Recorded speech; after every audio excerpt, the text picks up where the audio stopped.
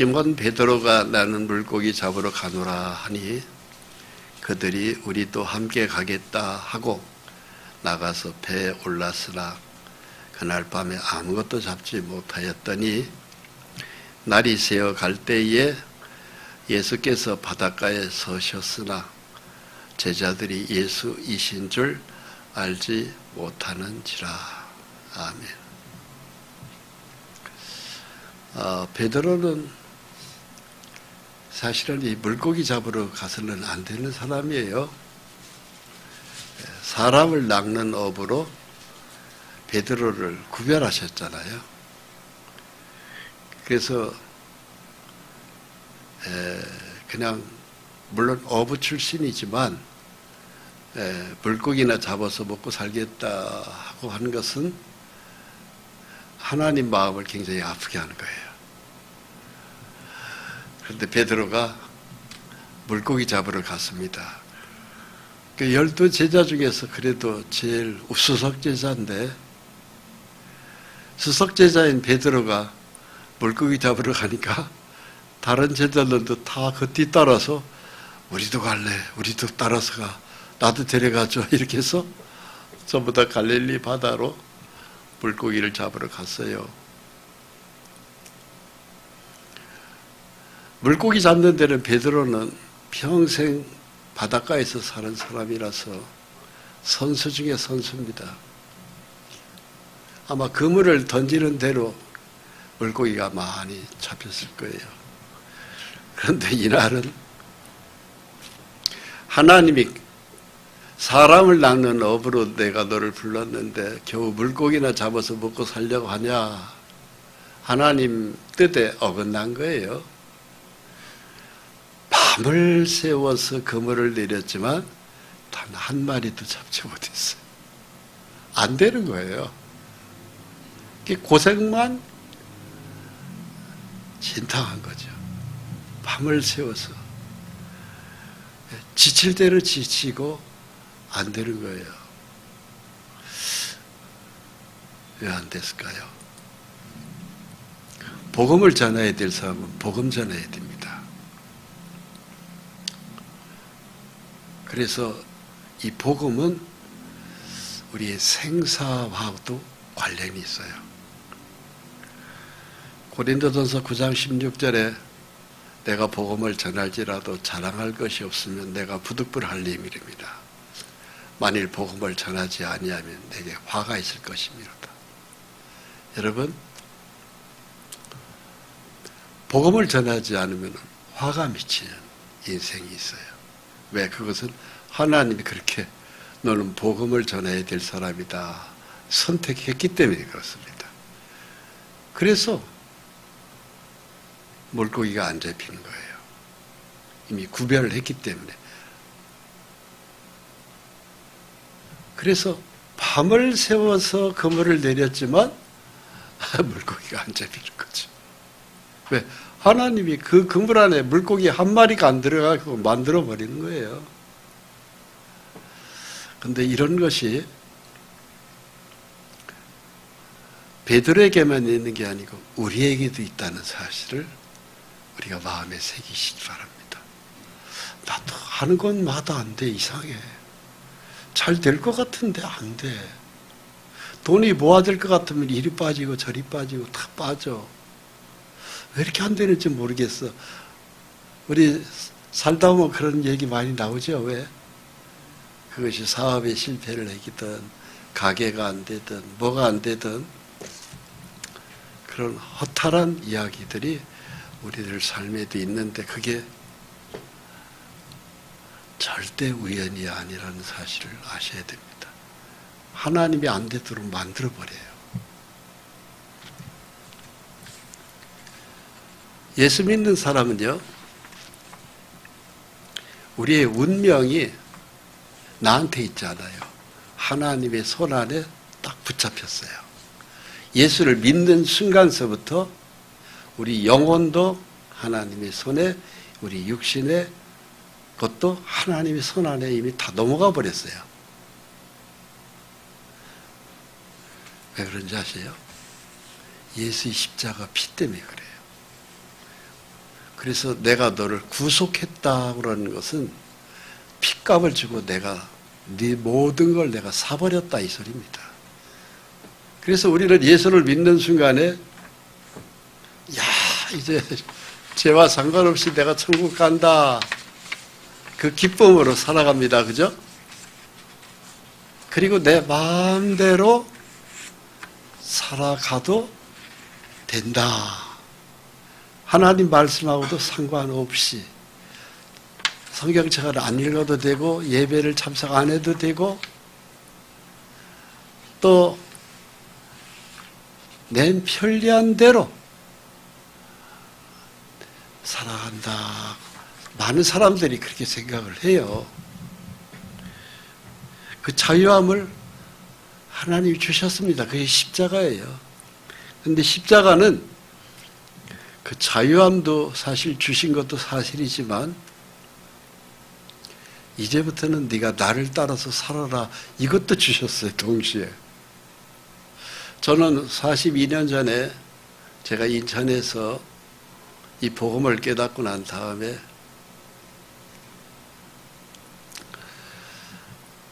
십자가의 피로 제 죄를 다 용서한 것을 믿었어요. 믿고 난 다음에 그 다음이 궁금했어요. 그 다음을 어떻게 살아야 되느냐. 그런데 제 주변에 저에게 그것을 자세히 가르쳐주는 사람을 못 만났어요. 제 주변에 없었습니다. 거의 없었어요. 제 눈에 띄는 사람이 거의 없었어요. 그래서 저는 혼자서 성경을 많이 봤어요. 근데 성경을 많이 보니까 거기에 대한 해답이 다 있어요. 성경 속에. 예수의 피를 믿고 난 다음에는 그 다음 생을 헛되게 살아서는 안 됩니다. 그 다음 세계를 어떻게 살아야 될까요? 갈라디아서 5장 16절에 그렇게 기록하고 있어요. 너희는 성령을 쫓아서 살아라. 그 기록이 나와 있어요. 그 성경을 보셔야 돼요. 성령을 쫓아서 사는 것은 말씀을 쫓아서 사는 겁니다. 성경 기록의 말씀으로 내 영혼을 묶어버려야 돼요. 내 육신도 묶어야 됩니다. 천국만 가면 되지 뭐. 굳이 그렇게 성경 봐야 되고 들어야 되고 예배 참석해야 되고 매주 주일날 교회 가야 되고 산에 등산 가는 게 좋잖아. 어떤 사람은 주일날 등산 배낭 짊어지고 김밥 싸가지고 산에 올라가는 사람들도 있어요. 어쩌다 한번 가는 거야 이해합니다만 아니에요. 주일은 주님을 예배하는 날이 주일입니다. 왜? 성령의 주님이 주일날 예배를 원하셔요. 그래서 2, 3시 내 이름으로 모인 그곳에 내가 저희와 함께 있느니라는 것은 물론 성령님은 내가 혼자 산에 올라가도 거기도 성령님이 계셔요. 내가 확실히 믿는 사람이라면. 그런데 교회 예배를 참석했을 때 2, 3시 내 이름으로 모인 그곳에서 성령의 역사가 벌어집니다. 성령의 운행이 있어요. 그래서 주일 예배가 꼭 필요합니다.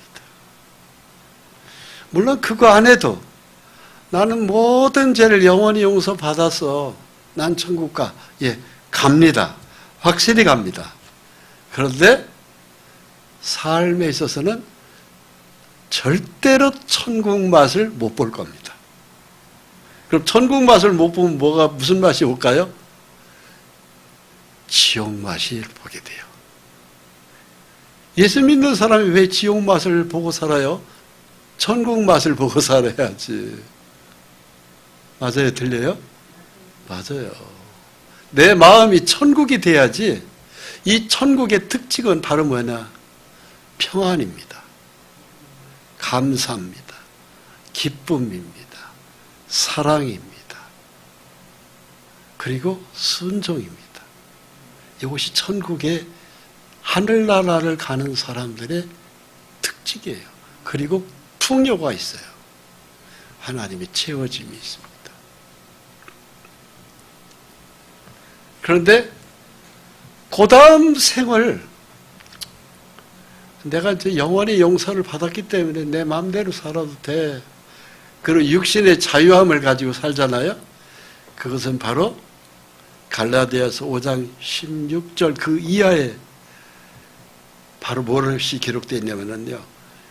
성령을 따라서 살 때 내가 육체의 욕심을 이루지 아니하리라고 되어 있어요. 우리 육체 속에는요. 죄의 근성이 흐릅니다. 예수 믿는 사람들도 우리 이름이 하늘나라에 기록되어 있지 않습니까? 이 죄의 근성 속에 이 몸이 있는 한은요. 죄의 기질이 다분히 우리 몸속에 있어요. 그래서 이 육신의 자유함 내 맘대로 살겠다. 그럴 수 있잖아요. 근데 하나님이 그 이름이 하늘나라에 기록된 사람은 반드시 브레이크를 탁탁 걸어버려요. 하는 것마다 안 됩니다. 그렇게 밤을 새워서 노력해서 돈이 벌어야 되는데 돈이 안 벌려요. 내가 꼭 이것 좀 가져야 되는데 하는 그 소원들이 있어요. 우리 행복에 필요한 소원의 조건들이 있잖아요. 그런데 그것이 안 가져져요. 가정이 행복의 안식처잖아요. 가정은 천국에 대한 그림자거든요. 그런데 가정이 풍지박산될 수 있어요. 왜 그런지 아세요? 성령을 따라서 살지 않았기 때문에 그래요. 참 희한합니다. 그래서 이 신앙생활은요. 내 육신의 생각대로 나 매기 싫어. 십자가의 피만 있으면 돼. 난 그 다음에 천국이야. 볼 것도 없어. 내 이름이 하늘나라에 기록되어 있잖아. 그런데요. 이상하게 남는 게 하나도 없어요. 오히려 주머니에 있는 거 다 이상스럽게 털털털털 털립니다. 이리 빠지고 저리 빠지고 나중에는요. 아무것도 없습니다. 그게 희한합니다. 베드로가 바로 그걸 경험한 거예요. 요한복음 20장 내용이 바로 그거예요. 물고기 잡으러 가야겠다. 저는 물고기 잡으러 갔어요. 왜? 어부였으니까. 그러니까는 옆에 있는 제자들도 형 물고기 잡으러 갈까? 나도 데려가줘. 요한을 데려가고 누구를 데려가고 다 데려갔어요. 근데 희한하죠. 예수님의 제자들은 거기가 다 물고기 잡는 어부입니다. 그물을 던지면 물고기가 나와야 되잖아. 왼쪽 그림이 바로 그 그림이에요. 밤새 그물을 던졌는데 안 나와요. 거기에 실패한 베드로에게 나타나십니다. 주님이. 성령님이 나타나셨어요. 그래서는 묻습니다. 주님이 물어요. 베드로에게 묻고 오늘날 우리에게도 물어요. 예수께서 이르시되 얘들아 너에게 고기가 있느냐? 대답하되 없나이다. 밤새 수고했으면 물고기가 있어야 되잖아. 없습니다. 여러분, 우리의 삶이 꼭 성공만 했으면 좋겠습니다만 실패를 맛보잖아요. 성공할 때도 주님은 와서 늘 보시고요. 실패한 것도 다 보셔요. 항상 우리 주변에는 주님이 지나가신다는 사실을 아십시오. 다 살피고 계셔요. 너무나도 친절하게. 아무것도 없이 허탈한 이 베드로와 제자들에게 말씀하셔요. 방향을 정해주셔요. 그물을 배 오른편에 던져라. 주님이 실패한 우리의 삶에 주님이 본격적으로 개입을 하세요. 그리고 그 실패된 현장에서 우리를 떠나게 하시는 동기를 부여합니다. 즉 계기를 마련해 주세요. 그래서 빈 그물 가지고 밤을 새웠던 베드로에게 그물을 배 오른편에 던져봐. 배 오른편에 베드로와 요한 이 사람들이 그물을 안 던져봤겠어요? 밤새 던져봤었어요. 밤새 던졌는데 한 마리도 안 나왔어요.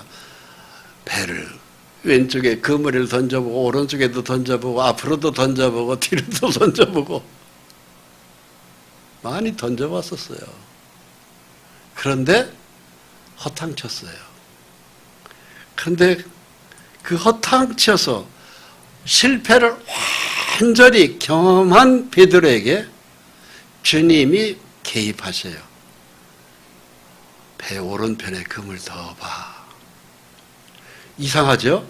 조금 전까지 오른편에 수없이 던졌는데 그물에 물고기가 한 마리도 안 나왔던 그 오른편에서 아이고 그냥 던져보지 뭐 하고서는 던졌는데 그물이 찢어지도록 나오는 거야. 물고기가. 던졌더니 물고기가 많아 그물을 들 수 없더라. 이렇게 돼 있어요. 그런 건 바로 뭐예요? 우리 수고 가지고는 안 된다. 성령의 주님이 개입해야 물고기 수확이 내가 얻고자 하는 걸 얻는다. 그래서 주님이 이 베드로와 요한 이들이 밤을 새워서 허탕쳤던 이 그물에 채워주는 것은 주님이에요. 오른쪽에다 던져봐. 주님의 말씀이 허탕친 삶에 주님의 개입하셔서 방향을 정해주는 대로 그물을 내렸더니 그물이 막 찢어지도록 그러는 거예요. 이때 153마리가 나온 거예요. 그물을 들 수가 없을 정도로. 그래서 옆에 있는 배까지도 막 불러가지고 이것 좀 같이 좀 들어 이렇게 해서 그물을 끌어올렸습니다. 그래서 해안가로 배를 정박해서 다는데 그 해안가 옆에 숯불이 펴져 있고 주님이 거기서 고기를 굽고 있는 거예요. 밤새 허탕친 베드로, 요한 등등의 어부들, 제자들이 얼마나 허기졌겠어요? 다 이리 와서 아침 먹자. 아침을 주님이 다 마련해 놓고 앉아서 나랑 얘기 좀 하자. 이렇게 된 것이에요.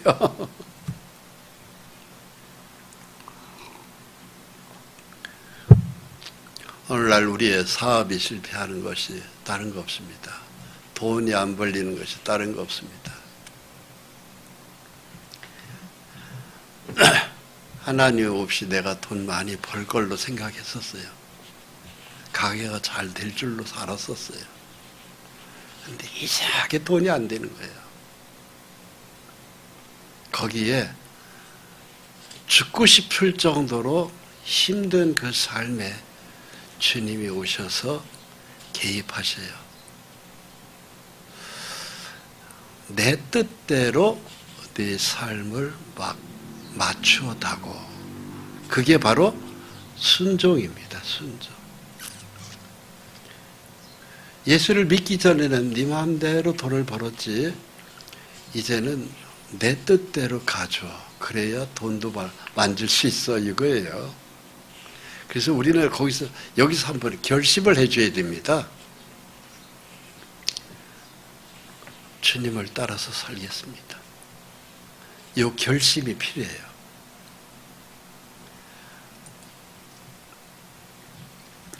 베드로에게 주님이 일찍이 선택했을 때 말씀입니다. 마태복음 4장 19절에 나를 따라오라. 내가 너희를 사람을 낚는 어부가 되게 하리라. 그러니까 3년 전에 베드로를 선택할 때의 말씀입니다. 특별히 구별한 거예요. 예수의 제자로. 근데 이 베드로만 우리가 주님이 선택하셨나요? 제자로? 아니요. 우리도 선택하셨어요. 베드로만 선택된 제자가 아니고 저와 여러분도 선택된 제자예요. 똑같아요. 다만 12 제자 안에 못 들어갔을 뿐입니다. 그러나 틀림없이 제자는 제자예요. 선택되고 난 다음에는 베드로와 같은 용단이 필요합니다. 바로 뭐냐? 그들이 곧 배와 아버지를 버려두고 예수를 따르니라고 돼 있어요. 배를 버렸다는 건 바로 뭐예요? 이 배 가지고 먹고 살았던 사람들입니다. 베드로, 요한, 야고보 이들은. 배를 버렸다는 것은 생업을 포기한 거예요. 먹고 사는 문제를 포기한 거예요. 하나님께 다 맡겨버리는 거예요. 신앙은 바로 하나님께 맡기는 거예요. 야, 그 배를 버리면 어떻게 가족들하고 먹고 살지? 우리는 그 생각을 안 할 수가 없어요.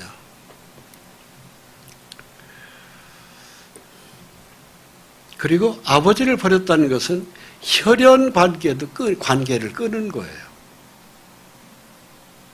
이건 대단한 결심이에요. 생업도 포기하고 혈연 관계도 끊고 부모와 처자와 형제와 자매를 나보다 더 사랑하는 자는 내게 합당치 아니하고 합니다. 그게 예수의 제자의 길이에요. 그러면 하나님 너무한 거 아닙니까? 이렇게 우리가 생각할 수 있어요. 그런데 우리가 배를 가지고 먹고 살 때보다 더 풍족히 먹을 수 있고요. 부모, 형제, 자매, 혈연의 관계를 끊어도요, 더 많은 형제, 자매들을 줄 수 있어요. 풍성히 줄 수 있어요. 그래서 예수의 뒤를 따라가는 것은 절대 빈곤이 아닙니다. 굶어 죽는 일 없습니다. 하나님 영광을 위해서요. 그래서 이 복음을 전하지 않으면은 우리한테 화가 있는 거예요. 그럼 예수님은 왜 그렇게 할까? 모든 인간관계를 그렇게 모든 걸 단절하고 우리가 어떻게 삽니까? 그 이유가 있어요. 하나님의 위대한 선물은 십자가의 복음이에요. 십자가같이 더 중요한 진리가 없습니다. 이것을 위해서 복음을 전하는 제자로 베드로를 택하셨고 저 여러분들을 택하셨어요. 이 복음을 전해지지 않으면은 이걸 듣지 못한 사람들은 안 믿는 것 때문에 영혼을 지옥에서 보내야 돼요. 유황불 속에서 영혼이 실제 타야 된다고요. 십자가의 예수의 복음을 믿었냐 안 믿었냐가 그렇게 중요한 겁니다. 근데 이 복음을 전하는 것이 누구냐면은 제자예요, 제자. 근데 제자가 나는 내 먹고 사는 것만 급하게 그냥 헐떡거리면서 살아간다. 하루 종일 거기에만 내 생각과 시간을 묶여서 산다. 그러면 예수님은 굉장히 섭섭한 거예요. 왜? 너희들만 위해서 내가 피를 흘린 게 아니고 아직 예수를 알지 못하는 사람을 위해서도 주님은 피를 다 쏟아줬어요. 그런데 중간에 전하는 사람이 없는 거예요. 전하는 사람이. 제자가 없는 거예요. 그래서 주님은 모든 것이 자기 육신의 유익만을 위해서 사는 걸 다 주님이 쳐버리는 거야. 안 되도록 만들어버리는 겁니다. 그냥 다 막아요. 다.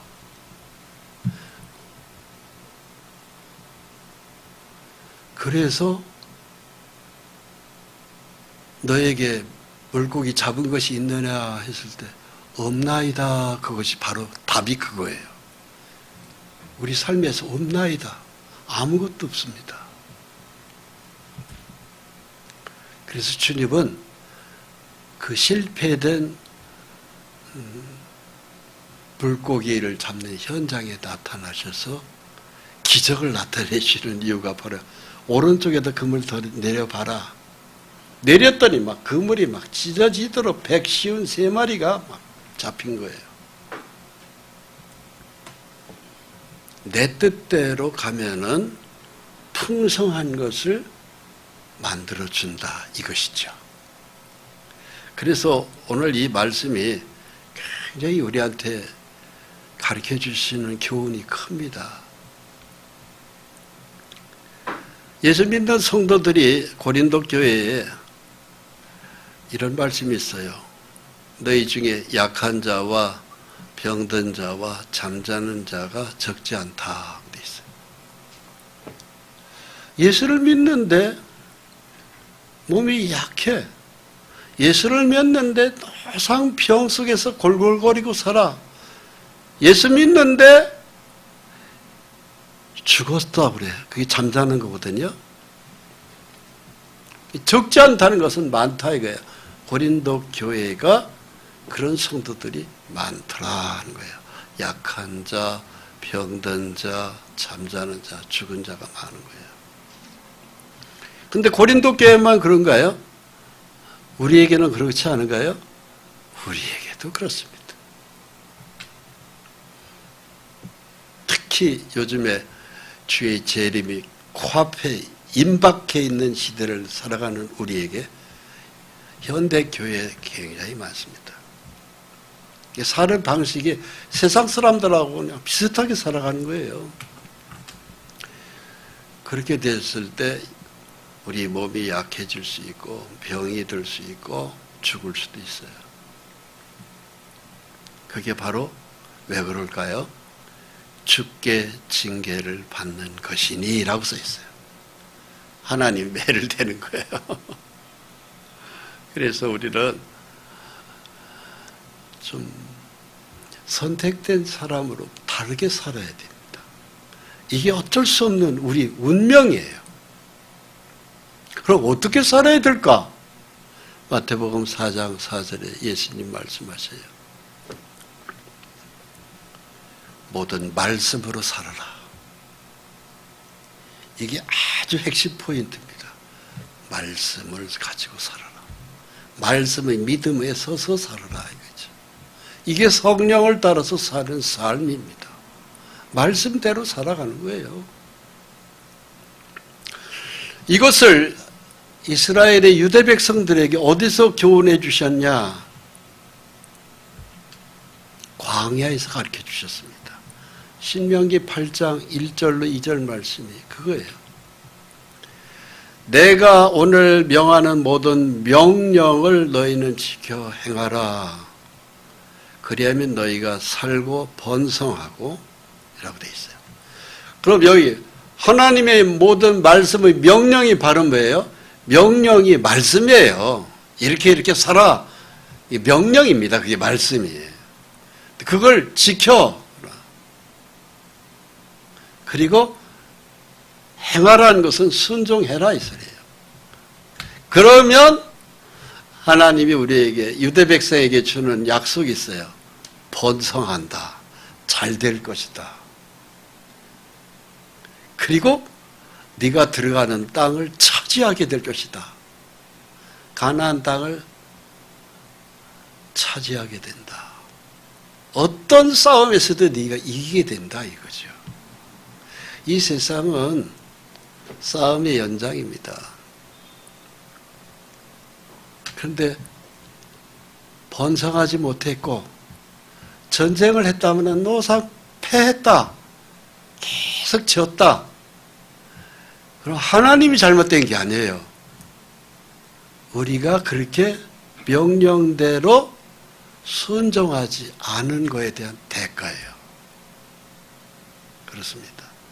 이것을 이스라엘 백성에게 하나님이 가르쳐 주셨어요. 내 하나님 여호와께서 이 40년 동안에 광야 길을 걷게 하신 것을 기억하라. 그 명령을 지키는지 지키지 않는지 알려 하심이라. 그 말씀을 지키는지 안 지키는지 알겠다, 살펴보겠다 이겁니다. 이스라엘 민족에게만 그렇게 하셨을까요? 우리에게도 마찬가지예요. 그래서 애굽에서 나온 이스라엘 백성들이요,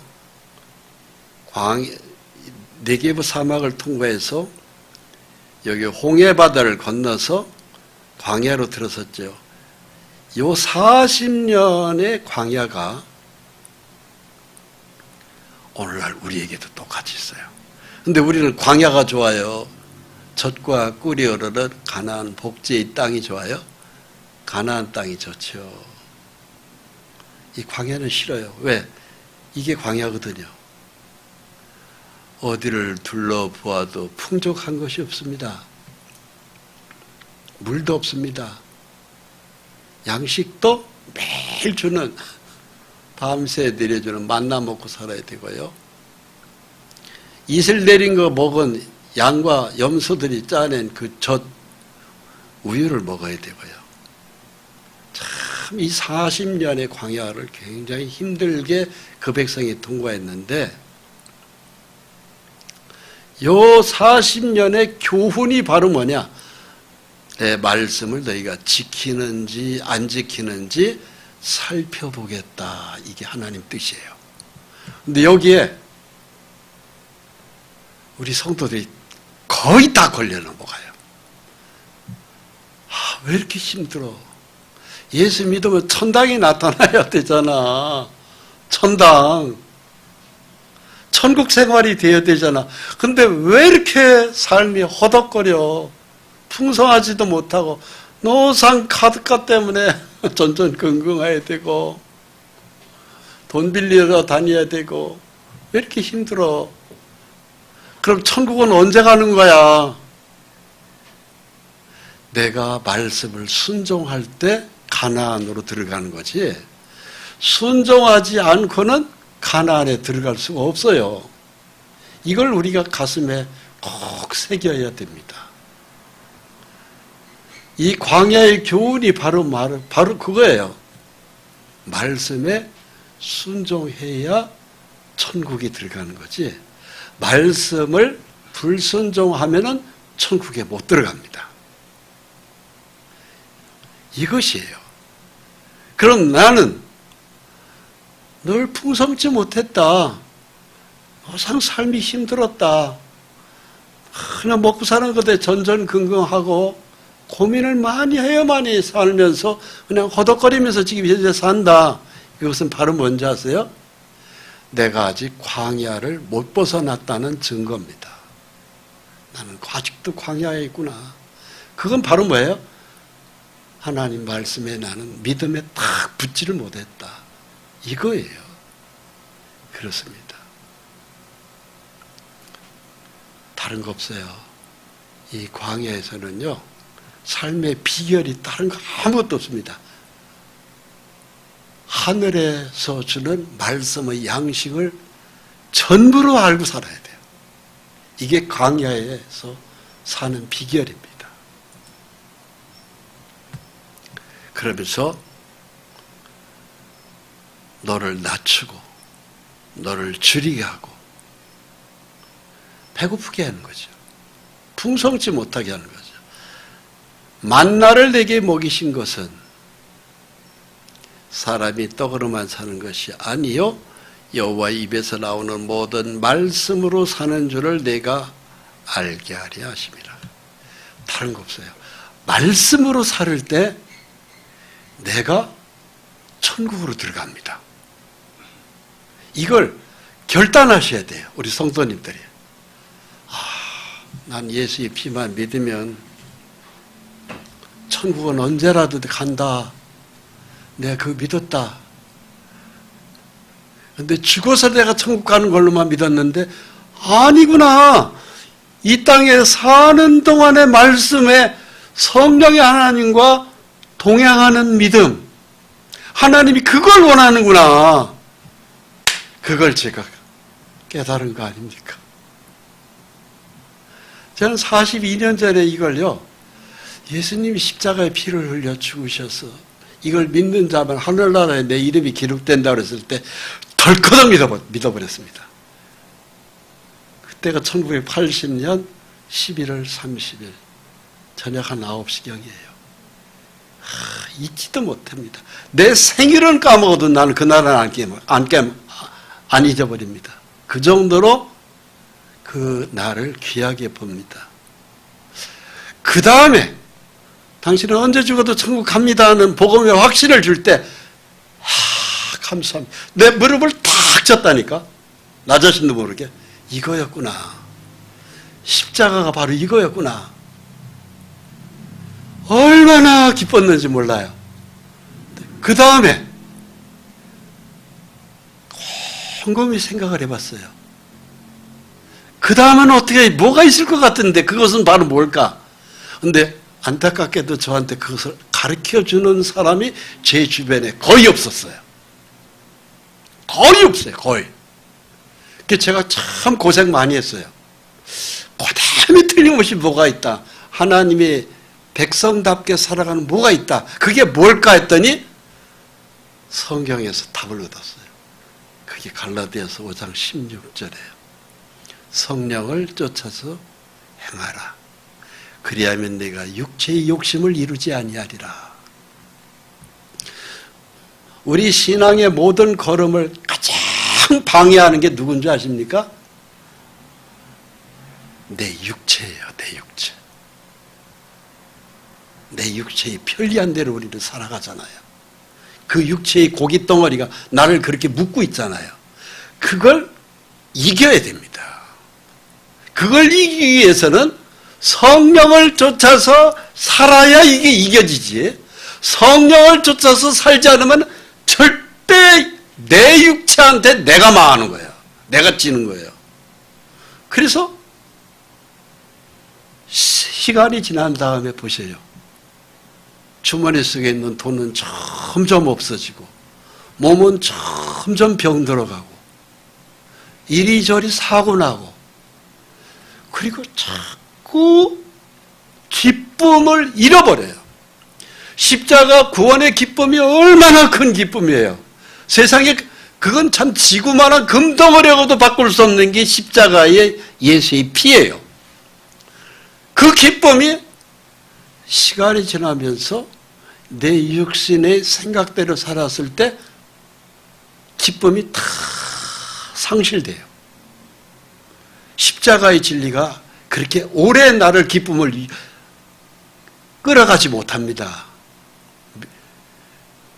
1년 가기 어려워요.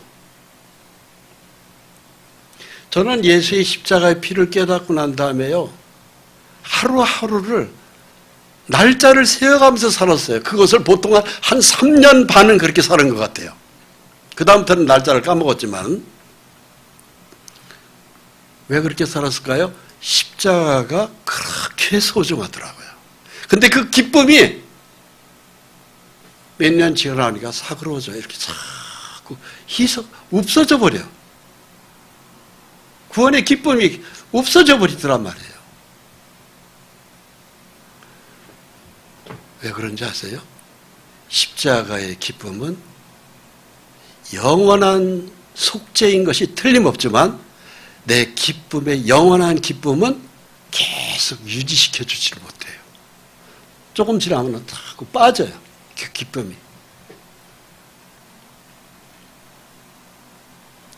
그럼 우리의 기쁨은 어디서 찾아야 될까요?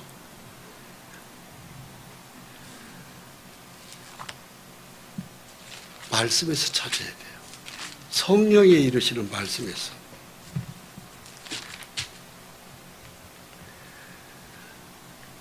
요한복음 15장 11절에 이런 말씀이 있어요.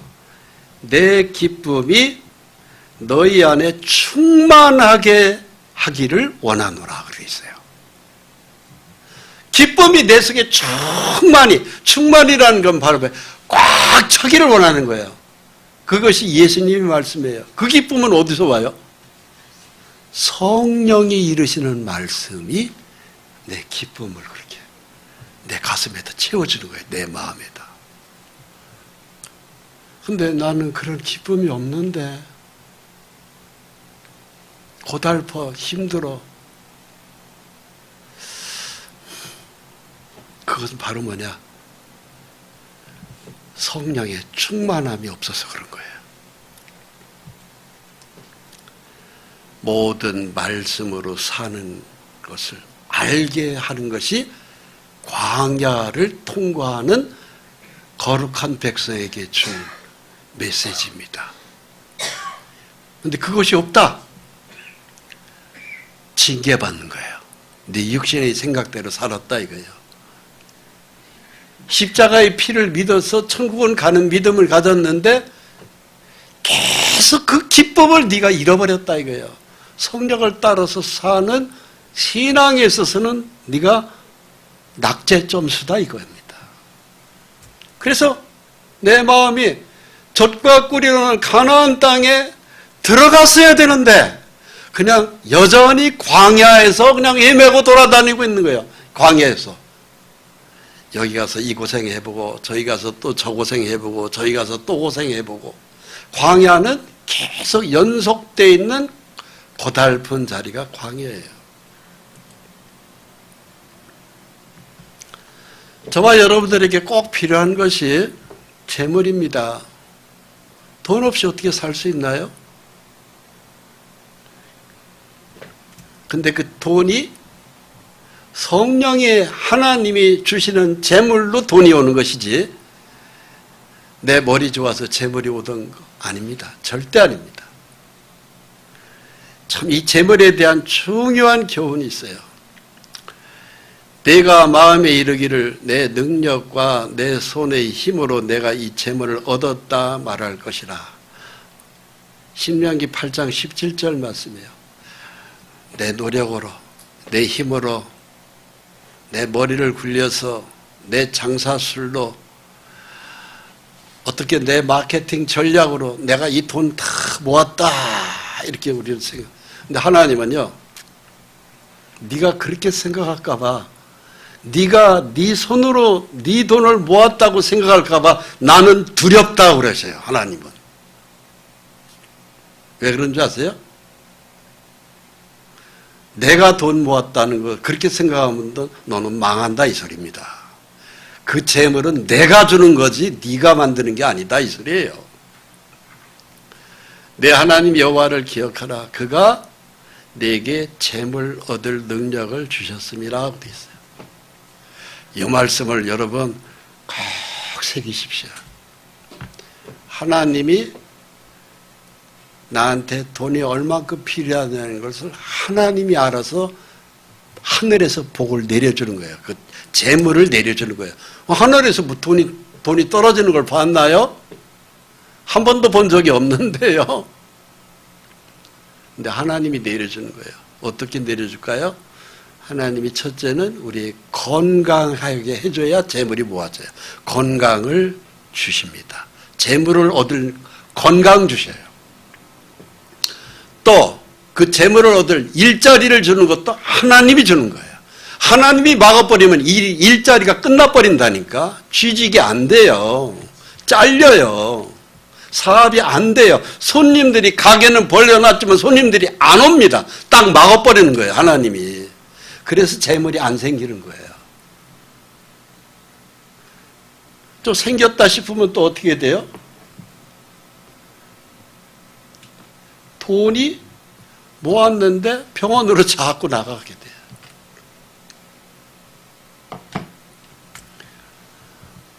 이상하죠? 수술비 나가야 돼요. 그 돈 아까운 돈이 다 나가야 돼요. 나도 모르게 빠져나가요. 누구한테 사기당해서 또 다 왕창 또 빠져나가요. 재물을 얻을 능력은 하나님이 주는 거지 내가 갖는 거 아닙니다.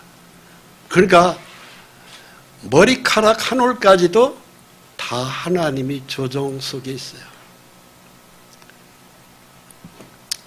역대상 29장 12절 말씀을 저는 참 마음에 귀하게 새기고 있습니다. 부귀가 주님께로 말미암아 온다. 모든 사람을 크게 함과 강하게 하심이 주의 손에 있나이다. 그러니까 100% 하나님으로부터 오는 게 부귀고 건강입니다. 행복입니다. 여러분 믿으십니까? 예, 믿으셔야 돼요. 만복의 근원이 하나님이에요. 하나님을 떠나서 내가 돈을 모아보겠다? 모았다 치면 또 다 날아가 버립니다. 그래서 예수님이 아주 간단하게 요한복음 15장에 이렇게 말씀하시죠. 나를 떠나서는 너희가 아무것도 할 수 없느니라. 아무것도 안 됩니다.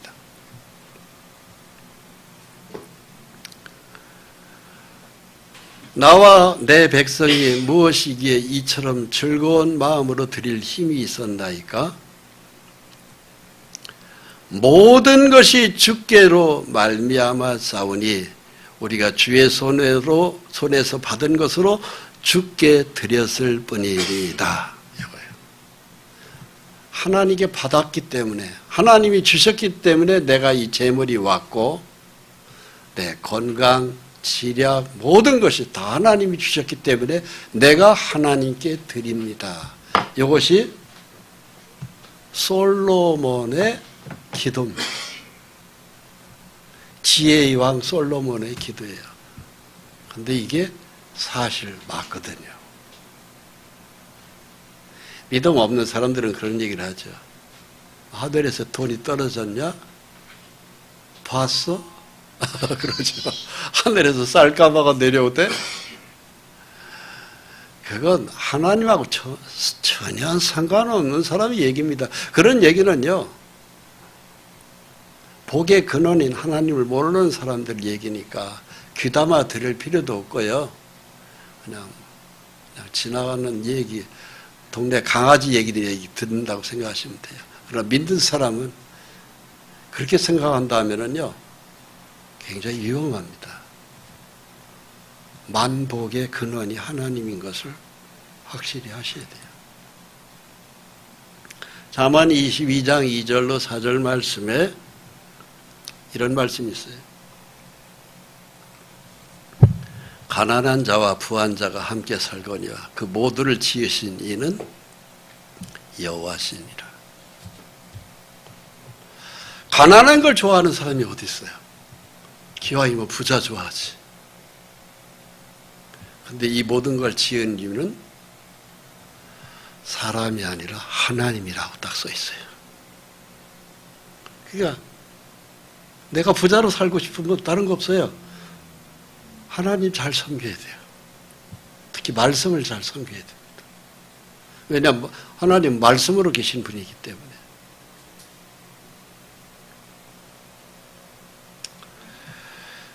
슬기로운 자는 재앙을 보면 숨어 피하여도 어리석은 자는 나가다 해를 받느니라. 어리석은 자.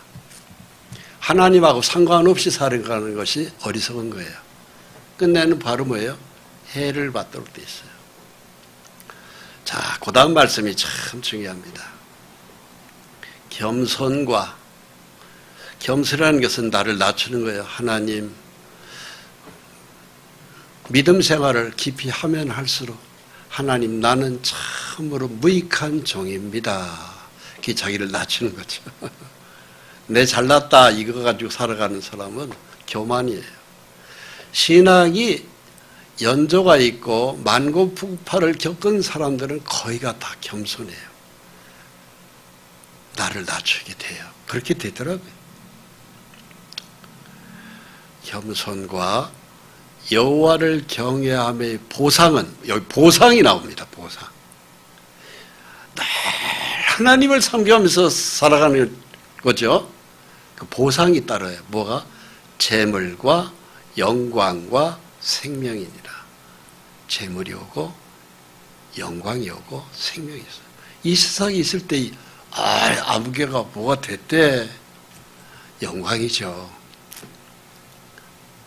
건강한 생명도 영광입니다. 재물도 마찬가지예요. 기왕이면 우리가 부유함으로 사는 게 좋지, 가난해서 항상 돈 빌려다니고 카드값 막느라고 정신이 없고 그건 바람직하지 않잖아요. 여유 있게 살아서 참 밥 한 그릇이라도 누구 짜장면 한 그릇이라도 사줄 때 그게 참 좋잖아요. 비결이 딱 하나 있습니다. 그의 나라와 그 의를 구하는 거예요. 그의 나라는 바로 뭐예요? 하나님 말씀을 나의 왕으로, 그의 나라로서. 말씀이 곧 하나님 나라입니다. 이 땅에 있을 때. 물론 죽고 난 다음에 천국은, 영원한 천국은 더 말할 것도 없고요. 말씀이, 성령에 이르시는 말씀이 내 속에 왕으로 계셔야 돼요. 그게 천국입니다. 말씀이 전부로 올인해 줘야 돼요. 그럼 천국이 내 마음에 이루어져요, 실제. 그의 의는 바로 뭘까요? 사랑이에요. 하나님의 사랑은 십자가에서 나타났어요. 사랑입니다. 말씀이 나의 전부가 되고 하나님의 사랑이 나의 전부가 될 때, 그리하면 이 모든 걸 너에게 더하시리라는 것은 먹을 거, 입을 거, 마실 거 걱정 안 해주도록 풍성히 채워주신다는 것입니다. 더해준다는 것은 플러스 해준다는 거죠. 모든 것을입니다. 그런데 너무너무 좋은 말씀이잖아요. 근데 그의 나라와 그의 의를 구하지 않으면 이 복이 올까요? 안 올까요? 안 옵니다. 그래서 제가 꼭 기복신학을 추구하는 건 아니고요. 정말로 우리가 예수를 믿어서 우리 이름이 하늘나라의 생명책에 기록된 하나님의 백성, 선택된 사람이라면은 하나님의 말씀이 전부가 되어야 됩니다. 그러므로 내일 일을 위하여 염려하지 말라. 내일 일은 내일이 염려할 것이요 한날의 괴로움은 그날로 족하니라. 우리가 염려할 게 많고 괴로운 것이 많은데요, 그의 나라와 그 의를 구하면 다 해결됩니다. 그래서 혹시라도 우리의 삶이 퍽퍽하고 허덕거리고 힘들었다, 그리고 실패됐다, 늘 부족했다, 힘들었다 하면은 하나님이 실패에 내 삶에 개입하셔요. 제자들에게, 베드로에게 나타냈듯이 우리에게도 똑같이 오셔서 이 말씀으로 방향을 잡아줍니다. 오늘도 이 말씀으로 우리 모두에게 방향을 잡아주는 말씀이 메시지예요. 그물을 배 오른편에 던져라. 믿을 때에, 순종할 때에 우리의 인생이라는 항해가 윤택하게, 풍성하게, 감사와 기쁨으로 남은 생애를 살아갈 수 있습니다. 그 축복이 여러분 모두에게 임하기를 간절히 원합니다. 기도하겠습니다. 거룩하신 하나님, 십자가 예수의 피가 우리의 모든 죄를 해결하셨고, 그 예수의 피로 말미암아 이제 우리의 이름이 하늘나라에 기록됨을 감사드립니다. 남은 생에 어떻게 살아야 되는지 하는 거에 대하여 아버지 오늘도 말씀으로 새로운 삶의 좌표를 정해주심을 감사합니다. 하나밖에 없는 이 소중한 인생의 운명을 예수의 피로 다 사셨습니다. 우리의 육신도 사셨고 영혼도 사셨고 모든 것이 다 예수의 피 안에 우리의 삶이 감춰져 있음을 감사합니다. 사람을 낚는 어부로 선택된 베드로가 기껏 갈릴리 바다에 돌아가서 그물을 내렸습니다만 밤새 내린 그물에 물고기가 없다고 실토했습니다. 실패의 현장에 주님께서 다시 찾아오셔서 배 오른쪽에 그물을 내리라고 했을 때 그가 순종하여 내렸을 때 그물에 153마리의 풍성한 물고기가 잡혔습니다. 아버지시여 오늘 우리에게도 말씀으로 찾아와 주셔서 우리의 삶의 방향을 정해 주심을 믿습니다. 주님 영광을 위하여 힘있게 살아가는 하나님의 선택된 백성으로 하루하루가 하나님께 영광되는 삶으로 우리 모두를 축복해 주시옵소서. 예수 그리스도의 이름으로 기도합니다. 아멘.